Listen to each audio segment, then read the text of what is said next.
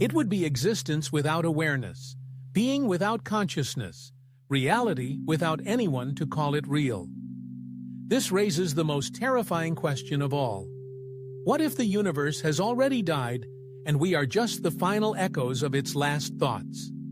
The dying neurons in a cosmic brain that is already brain dead. What if consciousness is so fragile, so temporary, so unlikely that it can only exist for a brief moment in cosmic history, a flickering candle that burns brightly for an instant before being extinguished by the cold winds of entropy and time? Though mathematics that describe the expansion of space suggest that the galaxies are moving away from each other at an accelerating rate, driven by dark energy that grows stronger as the universe grows larger. Eventually, this expansion will stretch space so much that galaxies will disappear beyond each other's cosmic horizons. Stars will be unable to form because matter will be too diffuse and isolated. Stellar remnants will drift alone through an increasingly empty cosmos. The universe will become a vast ocean of darkness, punctuated only by the occasional flash of a dying white dwarf or the brief fireworks of proton decay. But perhaps the most unsettling possibility is that consciousness itself might be fighting against this cosmic fate. That awareness might be evolution's attempt to create something that can survive the death of the universe.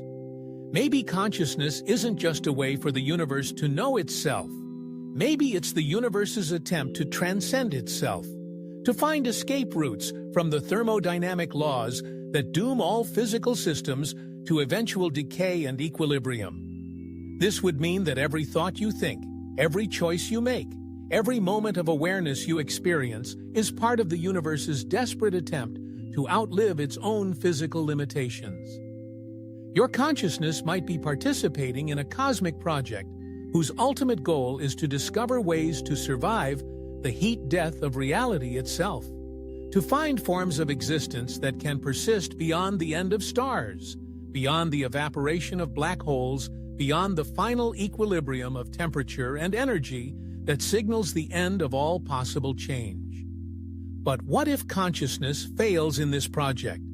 What if awareness, despite all its creativity and complexity and beauty, proves to be just another temporary pattern in the cosmic dance of matter and energy, destined to flicker out like all other forms of organization when entropy finally claims its ultimate victory? What if the universe's attempt to know itself through consciousness is doomed from the start? A beautiful but futile gesture in the face of inevitable cosmic death. The weight of these possibilities presses down on human existence like the gravity of a black hole warping the space around normal concerns and everyday experiences. How do you live a meaningful life when that life exists in a cosmos that might be unconscious, in a reality that might be dreaming itself, in a timeline that might already be finished, in a universe that might be dying even as it appears to be, expanding and growing and creating new possibilities for existence?